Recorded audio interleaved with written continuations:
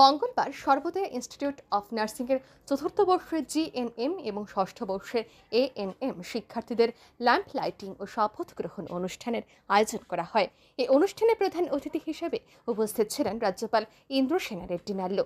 এছাড়াও বিশেষ সম্মানিত অতিথি হিসেবে উপস্থিত ছিলেন প্রাক্তন কেন্দ্রীয় রাষ্ট্রমন্ত্রী প্রতিমা ভৌমিক, রামকৃষ্ণ মিশন আগরতলা শাখার সচিব স্বামী শুভকারানন্দ মহারাজ, রাজ্য মেডিকেল এডুকেশন অধিকর্তা ডক্টর এইচ.পি. শর্মা, ইনস্টিটিউশনের অধ্যক্ষা মনমোহন মহাজন সহ অন্যান্যরা।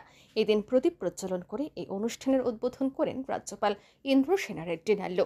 অনুষ্ঠানে বক্তব্য রাখতে গিয়ে রাজ্যপাল বলেন, নার্সিং কেবলমাত্র একটি পেশাই নয়, মানবতাবাদের মহান আহ্বান, যা সেবা, সহানুভূতি এবং নিষ্ঠায় পরিপূর্ণ। রাজ্যপাল আরও বলেন, স্বাস্থ্য পরিষেবা এবং সমাজের মধ্যে সেতু বন্ধনের কাজ করছেন নার্সরা। আপনারা সেবার দূত। নার্সিং পোশাকে স্বাস্থ্য পরিষেবার একটি শক্তিশালী মাধ্যম বলে অভিমত ব্যক্ত করেন রাজ্যপাল ইন্দ্রসেনা রেড্ডি নাল্লো। और job, technical job, artificial intelligence, ये जो बड़े बड़े सुनते हैं, उनके जॉब कब जाता कब रहता नहीं मालूम, मगर नर्सिंग के जितने भी पोस्ट है वो लाइफ लॉन्ग है और उसके लिए आपका स्वास्थ्य आप ठीक रखे तो जीवन भर आप काम कर सकते हैं, बाकी के जगह ऐसा नहीं।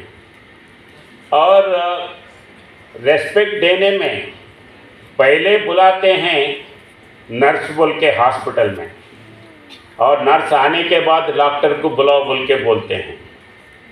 तो उसीलिए नर्स का जो इम्पोर्टेंस है वो अपन कायम करते हुए उसका इमेज रखना है।